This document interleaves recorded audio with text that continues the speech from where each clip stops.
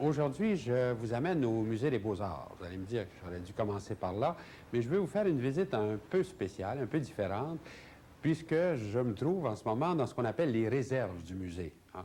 Tous les musées du monde comportent des salles de cette façon-là, dans lesquelles vous avez des panneaux coulissants sur lesquels sont placés des tableaux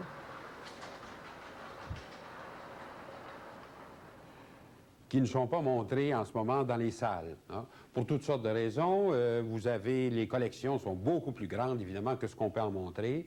Et alors, on ne pourrait pas tout mettre les tableaux dans les salles, ou bien parce qu'il y a une exposition particulière qui prend beaucoup d'espace et on est obligé de décrocher des tableaux, ou encore parce qu'il y a des tableaux qui ont été achetés à une autre époque, qui ne correspondent plus beaucoup au goût d'aujourd'hui et qu'on ne fait que conserver en attendant peut-être qu'il y ait une espèce de revival d'intérêt pour ces tableaux-là.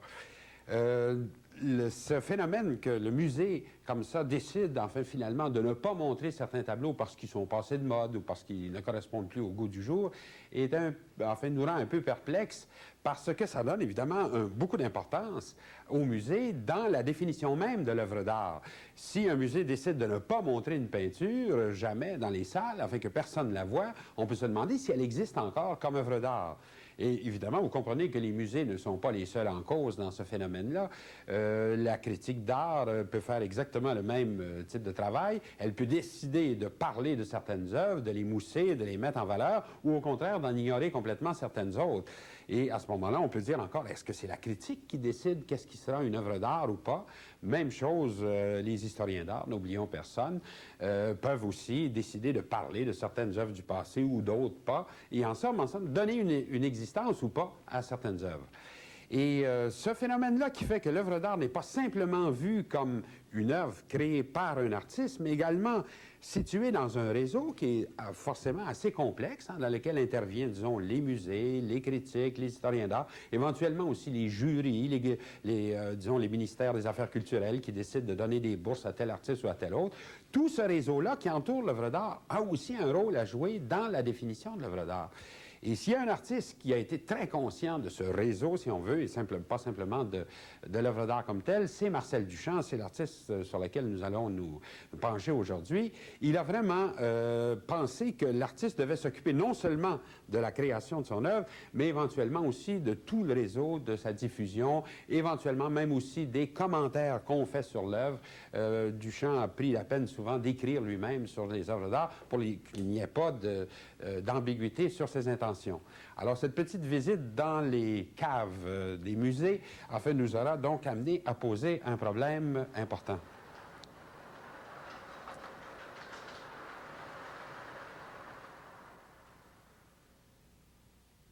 Chaque époque, on pourrait dire même chaque société, a sa définition de ce qu'est l'art et ce qui n'en est pas, hein. Et notre époque, qui est très bouleversée par des avant-gardes successives, s'est beaucoup posé le problème de la frontière, si on veut, entre l'art et le non-art. Les petits paysages hollandais, enfin, qu'on ne montre plus dans les musées, au Musée des Beaux-Arts, sont bien sûr de l'art, mais ils sont au centre, ils sont loin de la frontière. Ce que les avant-gardes, au contraire, veulent savoir, c'est où est la frontière, où passe-t-elle, où passe, en somme, cette ligne de démarcation entre ce qui serait de l'art, déjà homologué par la culture, et par ailleurs, ce qui n'en serait pas encore. Suffit-il pour un artiste simplement de déclarer que toute trace laissée sur un tableau est une œuvre d'art? À ce moment-là, comment pourrait-on distinguer, si on veut, des éclaboussures ou des salissures, enfin, sur le tableau d'une véritable œuvre d'art? Est-ce que ça peut être simplement la trace de l'activité de l'artiste qui pourrait devenir une œuvre d'art, qui pourrait comme ça étendre la frontière de l'art, disons, dans des domaines inexplorés? Mais l'artiste ne fait pas que peindre ou sculpter, il mange, il boit, etc. Enfin, il y a toutes sortes d'autres activités. Est-ce que n'importe quel objet, enfin, qui m'entoure pourrait devenir soudainement une œuvre d'art si je le décidais? Eh bien, on voit bien que si on pousse cette question à l'absurde, on arrive à une réponse négative. C'est que, en réalité, il n'y a pas que l'artiste qui est engagé dans ce processus de définition de ce qu'est l'art dans une société. Il y a aussi tout ce réseau dans lequel l'œuvre est acceptée, est homologuée, en somme.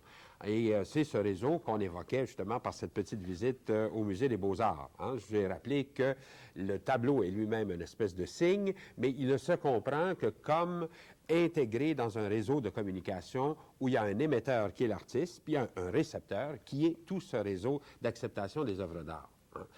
Alors, Duchamp va s'aviser lui-même que, tout d'abord, et ça, là-dessus, il est tout à fait en accord avec la tradition moderniste, qu'il est important de redonner son rôle à l'émetteur, c'est-à-dire à l'artiste lui-même, et de lui donner autant que possible le plein contrôle sur son produit.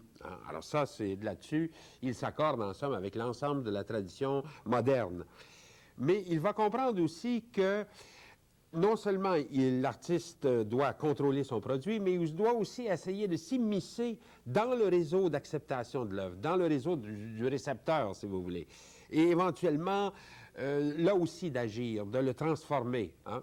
Il s'était rendu compte, en effet, que pour bien des gens, l'artiste était considéré un peu comme un enfant, comme j'allais dire presque comme un imbécile, quelqu'un qui n'est pas très important et au fond auquel on ne donne pas de responsabilité très, très grande. Par exemple, tous les commentaires sur les tableaux, on les réserve aux historiens d'art, aux critiques, aux journalistes, etc., mais les propos que l'artiste pourrait faire sur son œuvre, ça c'est pris très à la légère, c'est pas très intéressant.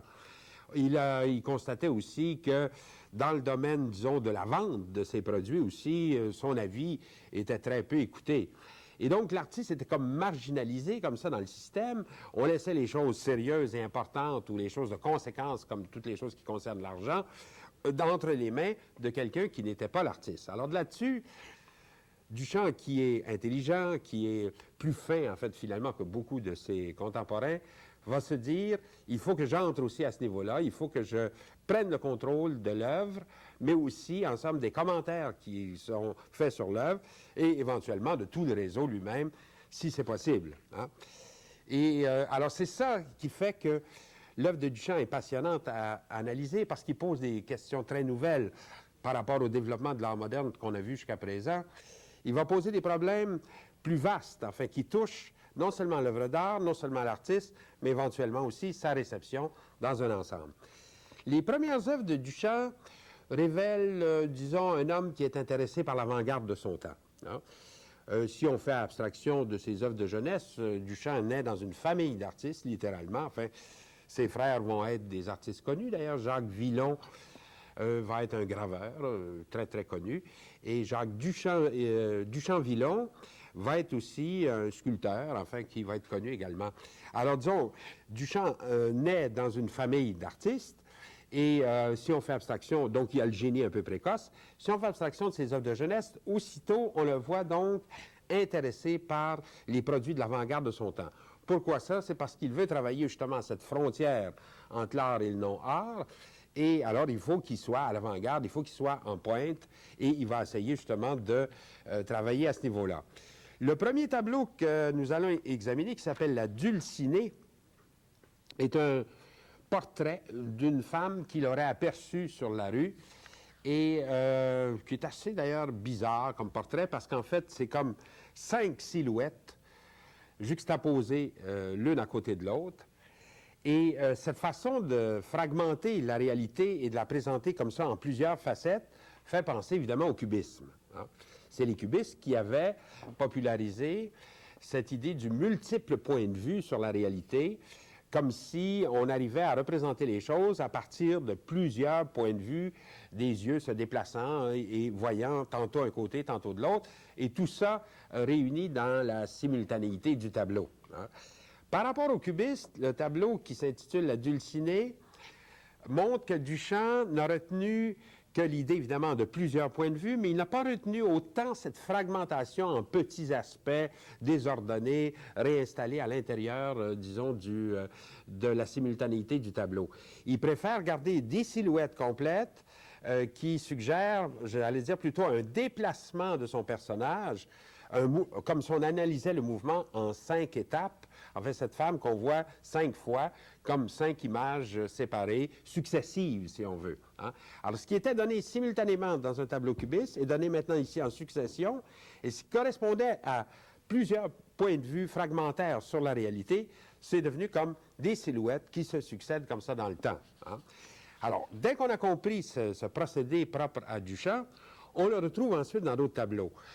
Comme par exemple cette représentation de ces deux jeunes sœurs qui s'appellent Yvonne et Madeleine déchiquetées, hein, déchiquetées donc divisées en fragments, si on veut, réduites comme ça, chacun à des aspects différents. Et là aussi, vous avez encore là des silhouettes plutôt que simplement des fragments comme on en a eu dans des tableaux cubistes. Souvenez-vous de La femme à la mandoline de Picasso ou des tableaux qu'on voyait la dernière fois, ou même déjà dans Les Demoiselles d'Avignon un peu. Là, au contraire, on a vraiment des profils de ces deux jeunes sœurs. Et d'ailleurs, certains de ces profils ont l'air de montrer même en anticipation des profils de quelqu'un qui aurait beaucoup vieilli, hein, comme si Duchamp imaginait enfin de quoi auraient l'air ses sœurs quand elles seraient vieilles. Hein. Alors là, il introduit dans le système cubiste l'idée, en fait, dans le système donc de plusieurs points de vue différents sur la réalité, il introduit l'idée de durée, hein, l'idée de succession dans le temps, et non pas simplement de différents points de vue presque simultanés sur la réalité. Et même, il pense à une durée très longue, puisqu'éventuellement, il imagine même le vieillissement de ses sœurs beaucoup plus tard. Hein. Et en travaillant un peu sur ces sujets-là, disons, Duchamp aussi va être fasciné, enfin, disons, les deux premiers sujets, au fond, qu'il a traités, font penser un peu à sa famille ou à des choses qui sont proches de lui.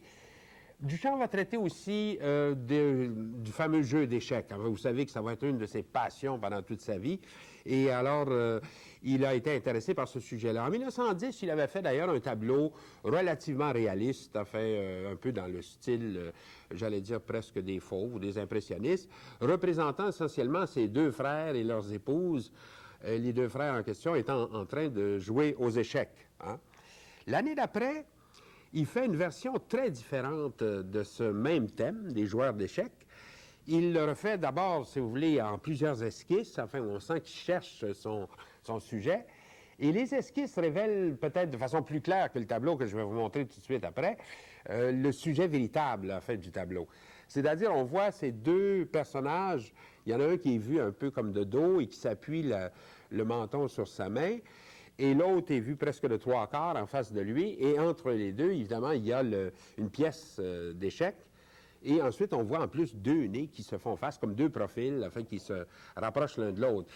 Et là, en somme, il est en train donc de transformer ce qui était un tableau réaliste en un tableau beaucoup plus moderne, si on veut, plus à la limite des avant-gardes de son temps.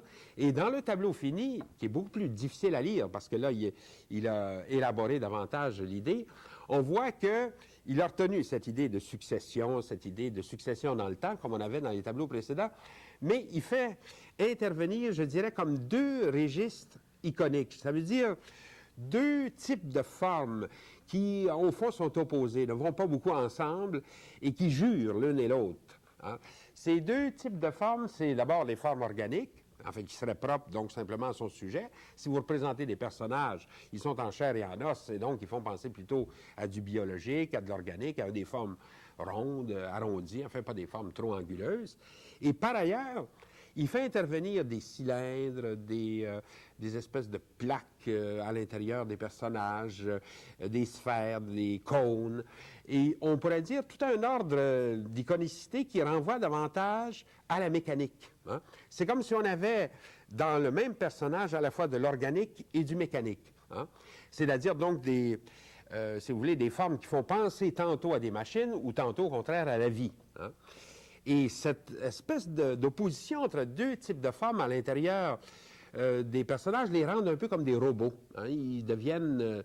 en disant ça, d'ailleurs, j'amenuise un peu l'effet de choc qu'a dû produire ce tableau-là à l'époque, quand les gens l'ont vu pour la première fois, parce que nous, on est beaucoup plus, j'allais dire, beaucoup plus habitués aux robots. On est tout imbu de science-fiction, des choses comme ça, choses qu'il y avait un peu à l'époque, mais enfin, certainement beaucoup moins que de nos jours, hein, que du temps de Duchamp, veux-je dire. Alors, cette mécanisation, disons, de son sujet va aller d'ailleurs en augmentant dans les travaux de Duchamp. Duchamp va s'intéresser ensuite à un procédé photographique qui a été développé à peu près à cette époque-là et qu'on appelait les chronophotogrammes, si on veut. Un chrono, ça vient de chronos en grec, qui veut dire temps. Et c'était le physiologue Maré qui avait trouvé des techniques pour arriver à photographier le mouvement. Hein. Alors, par exemple, il laissait ouvert la caméra ou l'objectif devant quelqu'un qui était simplement, disons, décoré par des petites lumières qui étaient attachées à son bras ou à ses jambes, et il se déplaçait comme ça devant la caméra, et l'objectif étant ouvert, évidemment, ça notait toutes les phases du mouvement. Ou bien, parfois, il demandait à quelqu'un d'osciller les bras ou les jambes, et il photographiait comme ça. Hein? C'était des essais, si vous voulez, dans les débuts, de photographier le mouvement de façon statique, avant même qu'on ait vraiment affaire à du cinéma, là, où on photographierait le mouvement d'une façon beaucoup plus coulante que ça. Hein? C'est comme si vous voulez essentiellement laisser l'objectif ouvert devant un phénomène qui se déplace devant lui. Hein?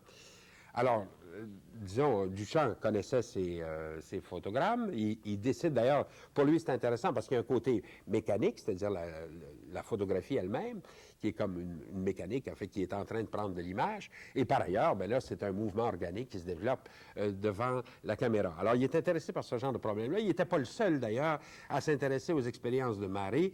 Les futuristes italiens aussi ont beaucoup aimé cette chose-là. Les futuristes vont tenter à leur manière, disons, de repenser le cubisme et de l'appliquer à toutes sortes de sujets différents, et surtout beaucoup à l'analyse du mouvement. Hein.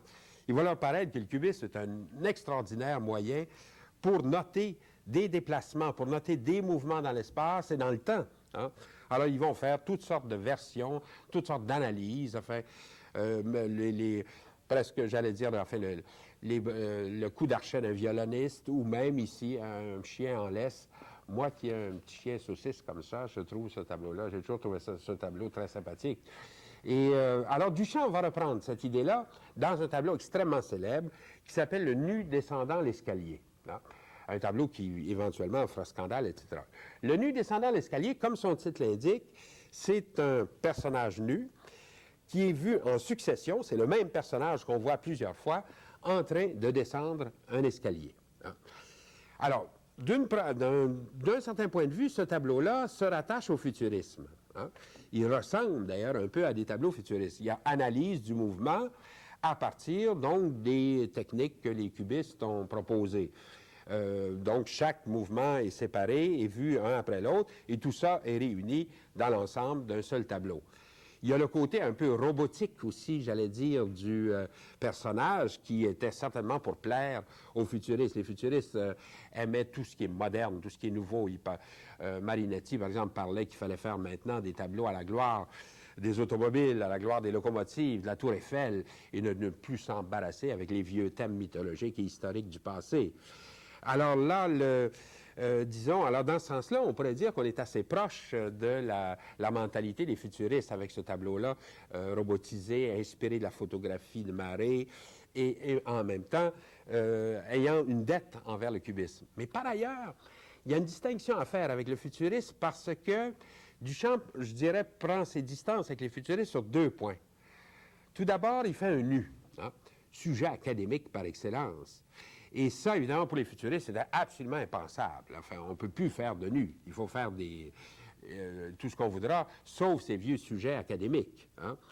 D'ailleurs, Marinetti disait aussi qu'il fallait brûler le Louvre, si on veut, c'est-à-dire ou considérer les musées au moins comme des cimetières. Il suggérait même aux gens d'aller déposer des fleurs au pied de la Joconde. Hein. Alors, pour bien marquer que tout cet art du passé, à son avis, était fini. Alors, faire un nu dans des circonstances comme ça, c'était absolument impensable. Hein? Et ensuite, non seulement Duchamp fait un nu, mais il fait un nu qui descend l'escalier. C'est-à-dire, le mouvement qu'il retient, c'est un mouvement de descente, c'est un mouvement de chute. Alors que pour les futuristes, évidemment, le mouvement important, c'est le mouvement ascensionnel, c'est le mouvement d'avancée, c'est le mouvement des automobiles, des locomotives. C'est pas du tout un mouvement de descente ou de chute. Hein.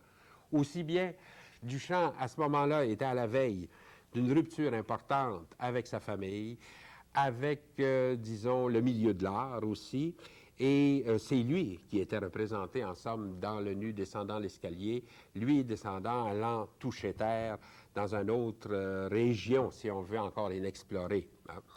Alors, il va envoyer son tableau au Salon des Indépendants en 1912, et le tableau va aussitôt faire scandale avant même d'être montré au jury. Hein. Il y avait un peintre cubiste mineur, disons Albert Glaise, qui se trouvait sur place, qui était placier à ce moment-là, et qui va avertir tout de suite les frères de Duchamp, dites à Marcel de retirer son tableau avant que le jury ne le voie, ça va lui nuire toute sa vie. Hein. Et les frères de Duchamp se mêlent à cette manœuvre, un peu craintif, essaie de suggérer à Marcel Duchamp d'aller retirer son tableau. Et à leur grande surprise, il accepte sans se faire prier. Il part, il va chercher le tableau, il loue les services d'un fiacre, puis il revient avec, comme ça, chez lui. Mais en réalité, Duchamp n'avait pas fini avec ce tableau. L'année d'après, il l'envoie aux États-Unis, à l'Armory Show en plus. Alors, l'Armory Show, il faut imaginer un immense truc. En fait, il y avait plus de 1000 tableaux dans cette histoire-là. C'est les Américains qui font les choses American style et qui révèlent ensemble, en 1913, un peu toute l'avant-garde européenne, enfin, où on en était rendu. Et le tableau de Duchamp à l'Armory Show fait la plus grande publicité qu'on peut imaginer. Tous les journaux américains en parlent, les uns après les autres. Pas pour dire toujours des choses très, très profondes. Il y en a un qui le compare, par exemple, il définit le tableau de Duchamp comme une explosion dans une manufacture de tuiles, ce qui n'est pas une trop mauvaise définition du tableau, on pourrait la voir un peu comme ça. Il y a un autre journal qui lance un grand concours, on donnera un prix à celui qui va trouver où est le nu descendant l'escalier. Hein. Et alors, un journal un petit peu plus futé, un petit peu plus intelligent va dire c'est comme chercher la lune dans la sonate à la lune. Hein. Et finalement, d'ailleurs, il va y avoir quelqu'un qui va gagner le concours. C'est quelqu'un qui va avoir compris que le nu en question n'est pas une femme, mais un homme. Hein. Alors, donc, tout un espèce j'allais dire, de succès, de scandale avec ce tableau aux États-Unis, qui n'est pas du tout étonnant, enfin. Mais ce qui démontre une chose, et que Duchamp va toujours retenir, c'est ce qu'on pourrait appeler la rentabilité du scandale. Hein. C'est ce que ses frères, évidemment, n'avaient pas compris. Et c'est pour ça qu'il lui avait demandé de retirer le tableau pour éviter le scandale. Mais là, Duchamp va comprendre au contraire que le scandale est un élément important dans la production même de l'œuvre d'art, dans son impact sur le milieu.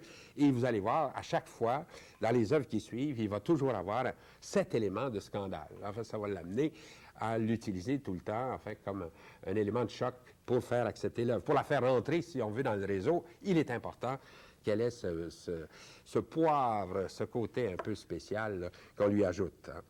Les tableaux qui suivent, sur lesquels malheureusement je n'aurais pas, je voudrais pas beaucoup m'étendre, non pas qu'ils soient pas intéressants, mais enfin c'est qu'il y a plusieurs choses à dire, vont prendre le thème de la famille hein, comme thème principal, mais ils vont le traiter de façon assez méchante. Hein. Duchamp, au fond, en avait un petit peu contre sa famille qui essayait de le patronner, etc. Il va prendre ses distances avec eux et il va faire une espèce d'interprétation très mécanique de la vie de famille. Enfin, comme ces rois et reines entourés de nus vites, en fait, c'est un peu les parents avec les enfants tournant autour, j'allais dire presque comme dans un mouvement mécanique. Enfin, ils sont réduits en cylindre, en cône, etc. Puis, avec cette idée d'un mouvement très, très rapide autour d'eux. Curieusement, ce tableau est peint au verso d'un autre tableau, très réaliste, celui-là, qui s'intitulait Le Paradis. Et chez Duchamp, tout est calculé toujours, il n'y a rien de fait au hasard. Et on pourrait dire donc que cette vie familiale qui est présentée ici est comme l'envers du paradis. Hein. Et là, ça va l'amener ensuite à plusieurs tableaux sur le thème de la mariée, du passage de la Vierge à la mariée. C'est-à-dire, on sent, il va chercher de plus en plus son inspiration dans les thèmes qui touchent à la sexualité et avec cette idée, en somme, de mécaniser de plus en plus ces représentations-là. J'étais intéressé dans les idées, pas seulement dans des produits visuels. Je voulais remettre une fois de plus la peinture au service de l'esprit. Et bien sûr, on qualifia aussitôt ma peinture d'intellectuelle ou de littéraire. Il est vrai que je tentais de me tenir le plus loin possible du physiquement plaisant, du charmant en peinture. À l'époque, plus une peinture avait de l'attrait sensuel, plus elle devenait animale. Mieux, elle était considérée. Le texte que vous venez d'entendre est de Marcel Duchamp. C'est un texte d'ailleurs très important, on pourrait dire fondamental. En voulant remettre la peinture au service de l'esprit, Duchamp renoue avec une vieille tradition, d'une certaine façon, avec l'idée de Léonard de Vinci qui disait que la peinture est cosa mentale, est une chose mentale, est une chose de l'esprit. Hein. Et alors, en même temps, Duchamp met en question ce qu'il appelle le côté animal de la peinture, c'est-à-dire son côté sensuel. En fait, tout j'allais dire, en fait, ces paroles que les peintres aiment beaucoup dire à propos de la matière picturale, à propos presque de son odeur de térébenthine, l'odeur d'huile de lin, etc. Tout ce côté sensuel de la matière picturale est rejeté par Duchamp comme étant le pôle opposé à l'esprit. Hein. Il cherche au contraire à redonner ce côté plus intellectuel à la peinture. Et de la même façon aussi, il n'est pas intéressé, disons, éventuellement par cette grande découverte de la tradition moderniste qui était de laisser des traces de l'artiste dans le tableau. Hein. J'ai insisté à quelques reprises là-dessus, qui était comme une façon pour l'artiste moderne de marquer sa présence dans le tableau. Alors ça aussi, d'une certaine façon, Duchamp refuse cette tradition moderniste. Hein. Et il se rattache donc à la grande tradition de la peinture comme chose mentale. Hein. Mais paradoxalement, au moment même où il cherche, au fond, à redonner à la peinture ce côté spirituel, il va s'intéresser à un thème en particulier, qui est le thème de la sexualité, c'est-à-dire le thème le plus sensuel, a priori, et dans lequel, d'ailleurs, il va le réduire, il va en faire une espèce d'interprétation mécaniste. On va dire que la sexualité est réduite à la physiologie chez Duchamp, et la physiologie, passez-moi l'expression, est réduite presque à une espèce de plomberie. Hein. Alors, cette façon de ramener finalement la sexualité presque à la machine, on pourrait dire, va être aussi pour lui une façon de s'éloigner de ce côté sensuel de la peinture, de ce côté tactile, si on veut, de la peinture. La fascination d'ailleurs de la machine chez Duchamp n'est pas du tout étonnante. Elle vient de là. Il admire à la fois le côté très fini, très, j'allais dire, sans aspérité des machines, et aussi, éventuellement, aussi leur côté d'épure, le côté blueprint, si vous voulez. Hein. Alors, ces deux aspects-là, il va les retenir on les voyait déjà dans les tableaux qu'on vient de voir à l'écran, et il va les retenir pour les projets successifs. Il n'est pas étonnant aussi qu'on voit de temps en temps des rapports entre Duchamp et Léonard de Vinci, entre la mariée, par exemple, et certaines planches anatomiques que Léonard avait fait à l'époque, enfin, pour préparer, en somme, l'exploration de ces tableaux. Hein. Alors, tout ça, cette conjoncture, si on veut, Duchamp et Léonard de Vinci autour du thème de la peinture comme chose mentale, est importante à signaler. En 1913, Duchamp entreprend alors une œuvre qui va aller encore plus loin que tout ce qu'il avait fait. D'abord, il décide de faire une œuvre qui ne serait pas de la peinture au sens classique du terme, puisqu'elle ne serait pas faite sur toile, mais sur verre, et que par ailleurs, elle ne serait même pas peinte. C'est-à-dire que tous les éléments colorés dans cette œuvre seraient obtenus de toutes sortes de façons, soit par des différentes matières, ou même, vous allez voir pour une certaine section, en utilisant des poussières qui tombent sur le verre et qui finissent par être, qui finissent par faire de la couleur elle-même. Hein.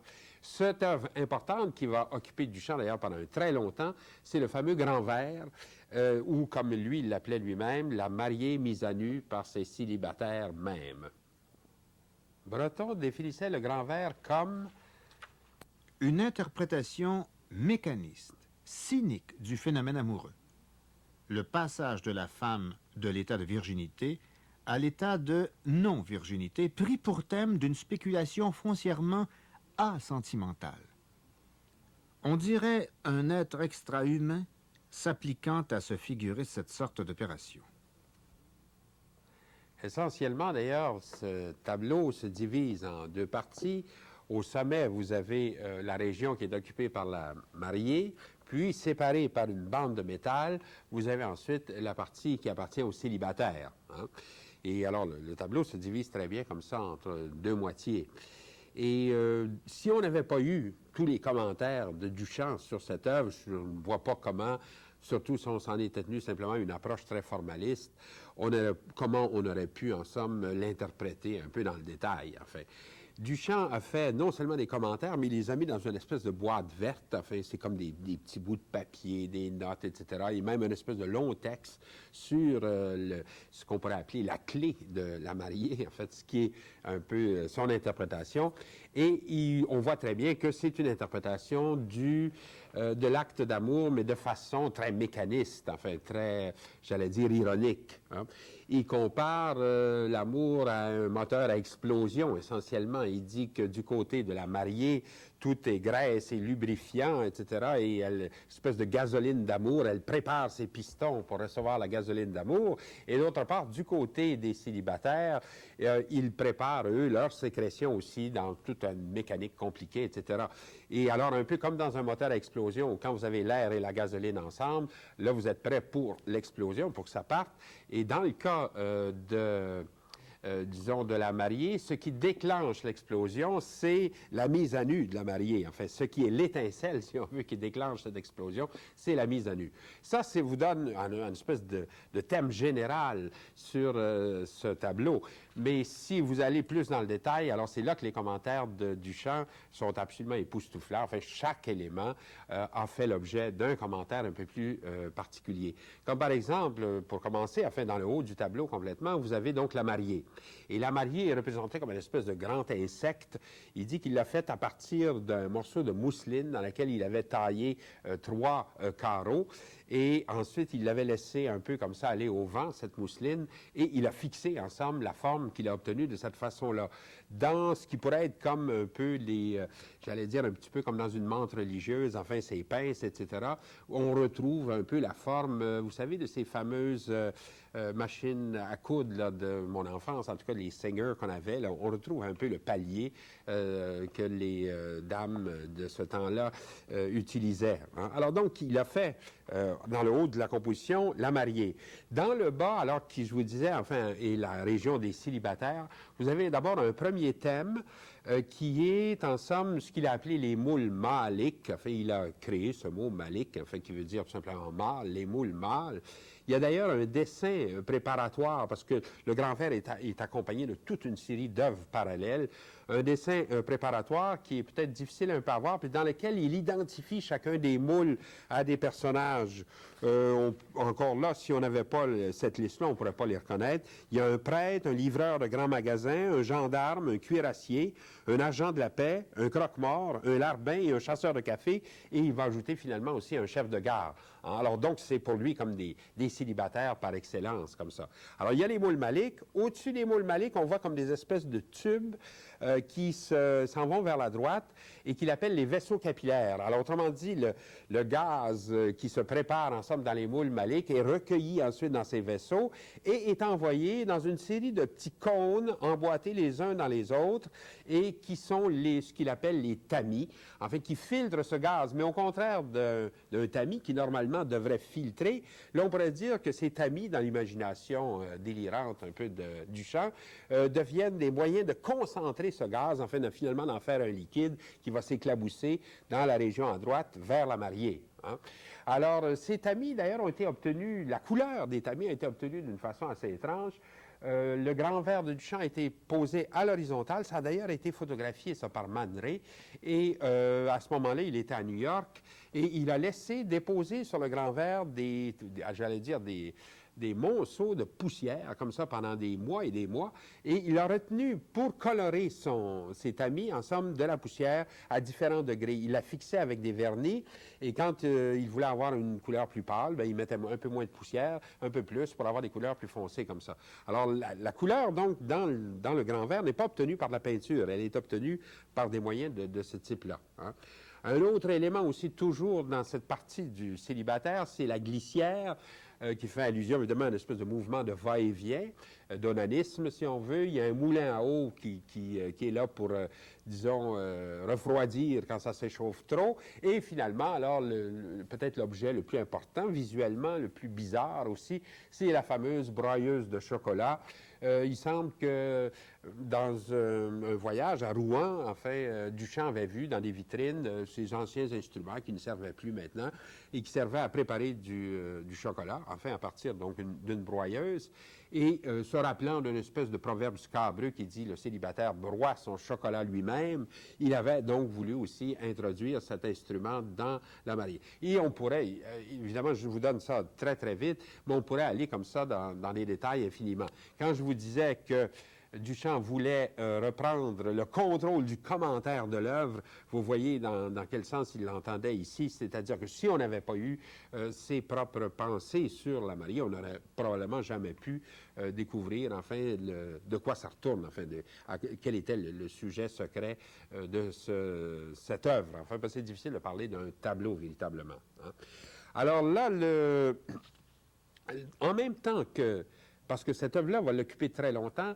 En même temps que Duchamp travaille donc au Grand Verre, il y a toute une série d'œuvres parallèles qui vont être faites et qui, au fond, d'une certaine façon, dialoguent avec le Grand Verre. Comme par exemple, cette broyeuse de chocolat qu'on vient de remarquer dans le Grand Verre a fait l'objet de tableaux particuliers. Hein. Ce sont des tableaux d'ailleurs fort étranges. Il y en a un qui est fait, j'allais dire, avec toutes les règles de l'art, enfin avec, disons, vraiment suggérant le volume, avec des dégradés très réguliers, avec des ombres portées, etc. Donc, comme si Duchamp appliquait à une œuvre aussi banale, enfin, un sujet aussi banal plutôt, toutes les techniques, enfin, traditionnelles, afin de représenter des choses. Et là, vous comprenez qu'il y a une espèce de critique en même temps de l'art traditionnel en l'appliquant à un objet aussi banal qu'une broyeuse de chocolat. Dans une autre version de la même chose, Duchamp a même supprimé complètement les ombres portées et même des effets de volume, si on veut. Il a écrit aussi broyeuse de chocolat en petites lettres sur le tableau, au fond l'éloignant le plus de l'art. Et au fond, le seul joint ou le seul lien qu'un tableau comme ça peut avoir avec l'art, c'est qu'il a un rapport iconographique avec le Grand Verre. Vous comprenez que, si, par exemple, aujourd'hui, un collectionneur auquel on offrirait ce tableau de la broyeuse de chocolat serait très content de l'avoir parce qu'il fait immédiatement penser au Grand Verre, qui, lui, est très bien homologué dans la culture. Vous comprenez comment ce qu'il joue à ce moment-là sur ce rapport iconographique pour faire homologuer son tableau comme œuvre d'art, enfin, pour qu'il rentre, même au moment donné où il se présente presque comme une épure de scientifique, il le fait rentrer comme ça dans cet univers. Hein. L'autre pas que Duchamp pouvait faire après ça, c'est-à-dire non seulement représenter des objets de la vie courante, ou de les représenter de la façon la plus froide possible, si on veut, la plus mécanique, mais c'était finalement d'homologuer les objets eux-mêmes et d'en faire éventuellement des œuvres d'art, hein, de décider que tel objet deviendrait une œuvre d'art, et c'est l'aventure des ready-mades. Hein. Un ready-made, comme le nom l'indique, c'est un objet que Duchamp avait trouvé tout fait. Enfin, ça peut être une pelle à neige ou une roue de bicyclette, enfin, peu importe l'objet, que Duchamp a trouvé donc déjà fait, déjà établi, et qui, soit en changeant un peu le contexte, soit en lui ajoutant une inscription ou en le modifiant un peu, en fait une œuvre d'art et réussit à la faire accepter en fait, dans le réseau, dans l'ensemble, disons, de tout le réseau artistique. Enfin, il y a les musées, les historiens d'art, les critiques. Enfin, tout le monde finit par en parler. Duchamp lui-même décrit ces ready-made, enfin l'aventure aussi, comment il l'a vécu, dans un texte qui est très clair, enfin, que je vous demande d'écouter, et que je vais essayer d'illustrer au fur et à mesure, enfin, en vous présentant ces fameux ready-made dont il parle les uns après les autres. Dès 1913, j'eus l'heureuse idée d'attacher une roue de bicyclette à un tabouret de cuisine et de la regarder tourner. Quelques mois après, je me procurai une reproduction bon marché d'un paysage d'hiver que j'appelai Pharmacie, après y avoir ajouté 2 petites taches, une rouge et une jaune, sur l'horizon. À New York, en 1915, j'achetai dans une quincaillerie une pelle à neige sur laquelle j'écrivis « En prévision du bras cassé ». C'est à peu près à cette époque que le terme de « ready-made » me vint à l'esprit pour désigner ce genre de manifestation. Un point sur lequel je voudrais beaucoup insister, c'est que ces « ready-mades » n'ont jamais été consacrés à la moindre forme de délectation esthétique. Mon choix était fondé sur une réaction d'indifférence visuelle avec absence totale de bon ou de mauvais goût. En fait, en complète anesthésie. Une caractéristique importante des ready-mades était la petite phrase qu'à l'occasion j'inscrivis sur certains d'entre eux. Cette phrase, au lieu de décrire l'objet comme un titre, avait pour but de transporter l'esprit du spectateur vers d'autres régions plus verbales. Parfois, il m'arrivait d'ajouter quelques détails graphiques de présentation pour satisfaire mon besoin d'altération. On pourrait alors appeler mes productions des Ready-Made Aid. À une autre occasion, voulant mettre en évidence l'antinomie fondamentale entre les ready-mades et n'importe quelle œuvre d'art, j'ai imaginé ce que l'on pourrait appeler des reciprocal ready-mades, utiliser un Rembrandt comme planche à repasser. Je réalisai très tôt le danger qu'il y avait à répéter cette forme d'expression et décidai d'en limiter la production à un petit nombre chaque année. J'étais conscient à cette époque que, pour le spectateur plus que pour l'artiste, l'art est une drogue, et je voulais protéger mes ready-mades d'une telle contamination.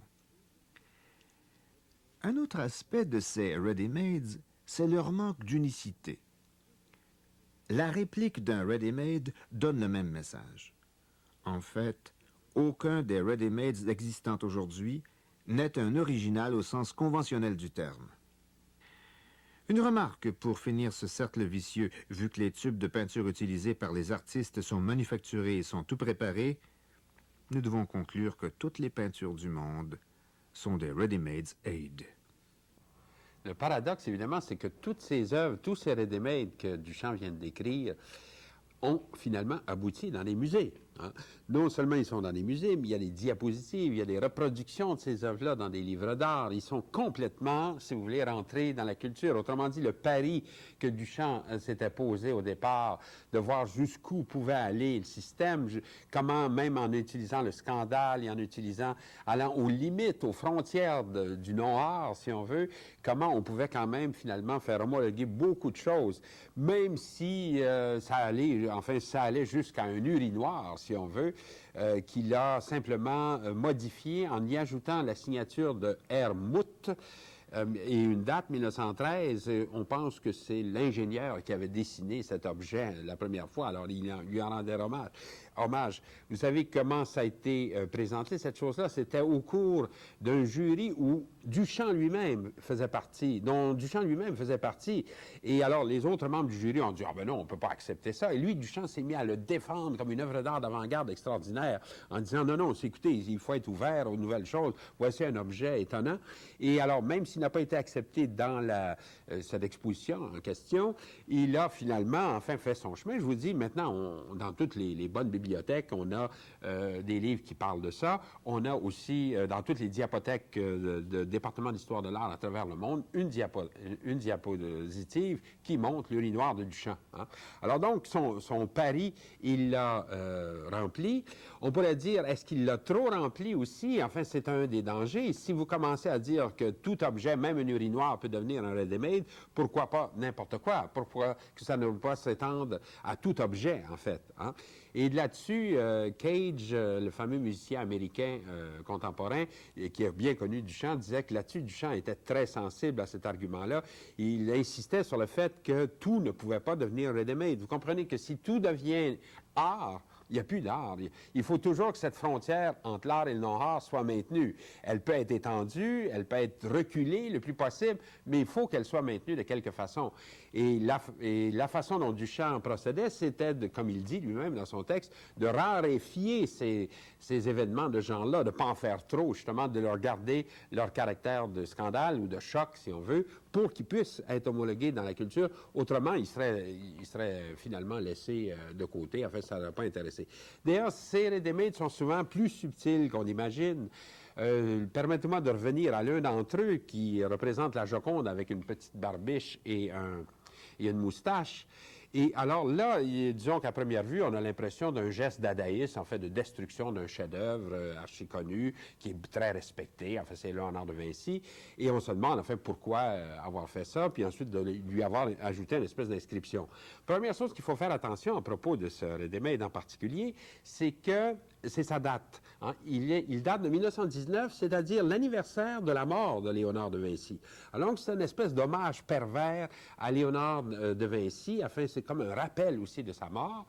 Et en plus, vous remarquez qu'au bas, il a une inscription qui se lit « look », si on veut, si on la lit un peu à l'anglaise. Et au fond, comme s'il voulait attirer l'attention sur un aspect de la Joconde qui n'avait pas été remarqué, c'est son caractère androgyne. Hein. Elle est à la fois homme et femme, et ce caractère androgyne, évidemment, apparaît tout de suite si vous ajoutez une petite moustache et une barbiche. Enfin, on la révèle tout de suite. Et par ailleurs, si vous lisez les lettres qui est écrites en dessous à la française, L-H-O-O-Q, là, il fait allusion à autre chose. Il fait allusion à pas une légende, mais enfin une information qui était très courante à l'époque, qui était que Léonard de Vinci aurait été homosexuel. Alors, c'est une façon un peu brutale de faire allusion à l'homosexualité de Léonard. Celui qui avait popularisé d'ailleurs cette notion, c'est Freud, hein, qui venait de publier, d'ailleurs, je pense que c'est déjà en traduction anglaise en 1916 à New York, un souvenir de Léonard de Vinci, enfin, et dans lequel il mentionnait justement cette homosexualité de Léonard. Donc, le Ready-Made de Duchamp fait allusion à Léonard de Vinci, fait allusion à son homosexualité d'une façon scabreuse, si on veut, et en même temps, enfin, nous met dans le secret du peintre, tout en lui rendant une espèce d'hommage pervers. Hein. D'ailleurs, Duchamp a poussé, disons, la réflexion, j'allais dire encore plus loin. Il s'est fait lui-même représenter en femme. Hein. C'est-à-dire, il a fait faire des photos de lui, par Man Ray en particulier, où il est habillé en femme. Et cette façon de se représenter, il l'a repris ensuite dans un autre Ready-Made, peut-être un peu plus tardif, un peu moins connu, qui est une autre toilette, une petite bouteille d'eau de toilette, sur laquelle il a mis sa photo, comme ça, en femme. Et par ailleurs, au verso, il a mis sa signature qu'il utilisait quand il se donnait cette personnalité féminine. Rose, c'est la vie, qui est un jeu de mots, évidemment, sur Ross est la vie, en même temps. Alors, toujours cette double... cette identification à Léonard, si on veut, et en même temps, cette distance qu'il prend tout le temps avec la tradition. Hein. Finalement, Duchamp va consacrer un grand tableau qui est comme son adieu définitif à la peinture et qui va intituler T-U-M, Tum, mais pour tu m'emmerdes. Faisant ses adieux à la peinture dans ce tableau, Duchamp a voulu presque résumer en somme toute son œuvre. Vous avez d'abord, comme adieu à la peinture, je dirais, en fait, toute cette série d'échantillons qui représentent toutes les couleurs qui se trouvent en haut à gauche là, et qui se développent comme ça devant nous. Mais vous retrouvez des allusions à l'activité picturale ou enfin à l'activité artistique de Duchamp lui-même, comme par exemple des ombres des ready-made. On voit par exemple une roue de bicyclette, on voit un tire-bouchon, on voit une espèce de porte-manteau qui... Tous ces objets, d'ailleurs, étaient suspendus à ce moment-là dans l'atelier de Duchamp au plafond et projetaient des ombres comme ça. Alors, Duchamp s'est certainement intéressé simplement à copier ces ombres, enfin, dans son tableau, de façon, j'allais dire, très, très réaliste. On trouve aussi une espèce de doigt qui pointe, qui est aussi une espèce de ready-made parce qu'il a mis tout à fait en dessous, en très petit, la signature du peintre d'enseigne qui avait fait ce doigt et qui s'appelait M. Klang. Alors, on voit sa petite signature en dessous. Vous avez aussi ce qui a l'air d'une déchirure. Alors, c'est au milieu du tableau, comme si le tableau avait été ensuite détruit, un peu comme dans le Grand Verre aussi. Vous savez, quand dans le transport du Grand Verre, il s'était brisé. Et alors, Duchamp avait dit, non, c'est parfait, il faut garder toutes ces brisures de verre, ça ne change strictement rien à l'œuvre. Et là aussi, alors, il y a donc une déchirure au milieu de la toile, mais c'est une déchirure qui est peinte en trompe-l'œil, qui n'est pas réelle. Par contre, il y a une épingle de sûreté qui la retient, qui, elle, est réelle. Hein? Alors, il joue donc à la fois, j'allais dire, sur trois niveaux. Vous avez les ready-made qui sont présentés par leur ombre, vous avez le trompe-l'œil d'une déchirure, puis vous avez de véritables objets qui sont fixés dans le tableau, comme par exemple cette épingle de sûreté, puis aussi une brosse à bouteille, en fait, qui est suspendue là aussi. Hein? Alors ça, c'est vraiment Duchamp nous parlant à tous les niveaux de son œuvre, enfin, l'ombre, la réalité, puis ensuite, entre les deux, la peinture, enfin, auquel il fait ses adieux dans ce tableau. Ah. Et alors, à partir de ce moment-là, Duchamp va consacrer sa vie à deux types de projets. Un qu'il va mener au grand jour et qui va paraître tellement étrange que les gens vont même pas considérer que c'est de l'art, et un autre qu'il va, au fond, mener en secret complètement, à l'insu de tout le monde, et qui ne sera révélé qu'à sa mort. Hein. Le projet qu'il fait au grand jour, c'est un projet que maintenant on peut assimiler à l'art, mais à l'époque où il l'a fait, les gens ne comprenaient pas que c'était de l'art. Ils ont dit, tiens, Duchamp s'intéresse maintenant à des expériences optiques, il s'en va du côté de la science, et au fond, il ne s'intéresse plus à l'art, il passe son temps à jouer aux échecs ou des choses comme ça, et il a fini sa carrière. D'ailleurs, il a encouragé un peu ça en disant, je n'ai plus d'idées importantes à dire, alors je me tais, je ne fais pas d'œuvre tant que je n'aurai pas une idée nouvelle. Alors, en fait, ces espèces de plaques de verre tournantes sur lesquelles il avait travaillé à ce moment-là, et qui ont l'air plutôt comme des machines, si on veut, étaient en réalité, bien sûr, des œuvres d'art aussi, puisque ça jouait sur à la fois la superposition de ces verres, la possibilité de voir comme des formes au fur et à mesure où ça tournait, ça, des formes en relief, etc. Alors, certainement que Duchamp découvrait encore là une autre partie du non-art, si on veut, qui va être exploité d'ailleurs plus tard par ce qu'on a appelé l'art op. Hein? L'optical art que les Américains vont lancer dans les années 60, ça va être un peu dérivé de ces expériences-là de Duchamp. Alors toujours Duchamp allant de plus en plus vers des expériences nouvelles, repoussant tout le temps cette frontière du non-art, comme je le disais au début. Et d'ailleurs, ces expériences optiques vont donner lieu chez lui à même des expériences de cinéma, si on veut. Il va appeler d'ailleurs son cinéma anémique cinéma. C'est un jeu de mots sur le mot cinéma. En fait, si vous déplacez les lettres, vous obtenez anémique.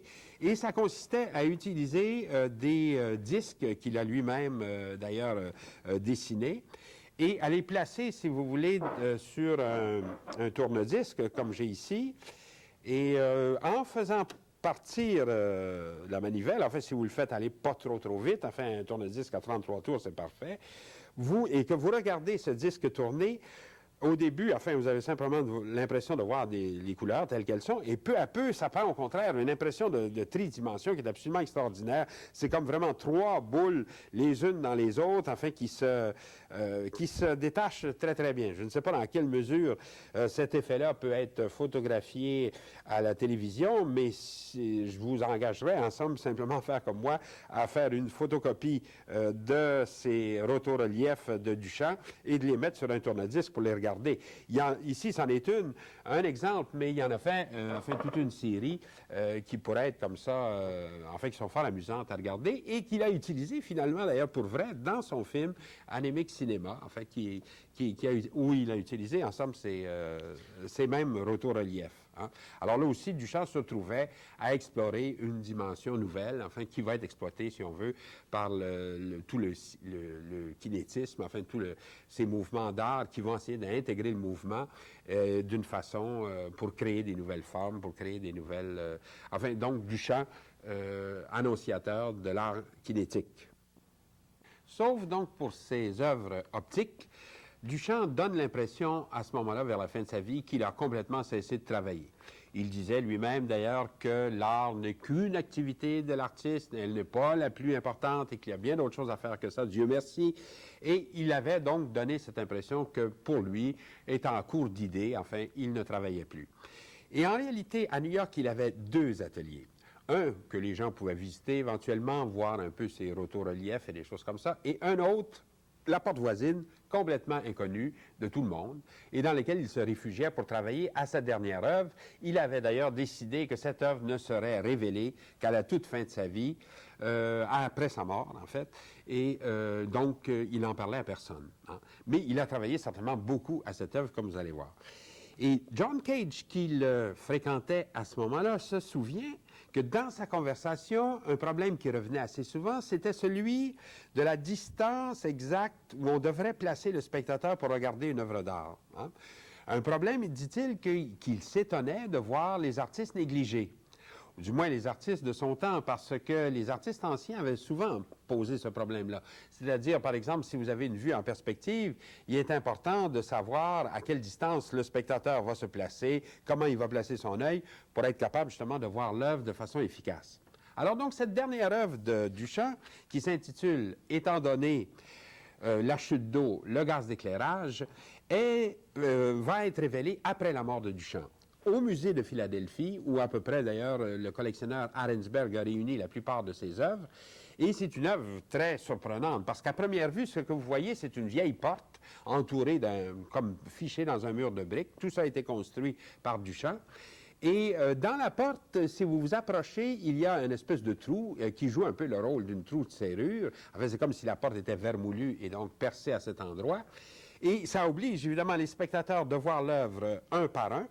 Et en s'approchant, ce qu'on voit, évidemment, c'est, on a la surprise de trouver, disons, une femme nue étendue, jambes écartées. C'est comme si Duchamp nous révélait, de façon très réaliste, j'allais dire presque pornographique, le sujet du grand verre, le sujet qui l'avait intéressé avant et qui était tellement transposé, tellement difficile à lire. Hein. Alors, Duchamp nous laisse donc avec cette dernière image, tout à fait surprenante. Il aurait voulu même qu'on ne la photographie pas, qu'on fasse la démarche à Philadelphie pour voir l'œuvre véritablement. Mais, disons, son œuvre énigmatique, en fait, se termine sur cette œuvre en particulier. Hein. Et, disons, le message de Duchamp, finalement, comme je vous le disais, c'était essentiellement de discuter ces frontières entre l'art et le non-art. Et vous voyez qu'au fond, toute sa vie, c'est ça qu'il a fait. Il a fait reculer vraiment la frontière du non-art. Et même, pourrait-on dire que, finalement, on commence à douter qu'est-ce qui est œuvre d'art, qu'est-ce qui ne l'est pas, après avoir vu Duchamp. Est-ce que, par exemple, un simple tabouret qui se trouve dans vos cuisines ou ici dans mon studio ne pourrait pas être perçu aussi comme un ready-made? Il ne manquerait, en fait, que la roue de bicyclette.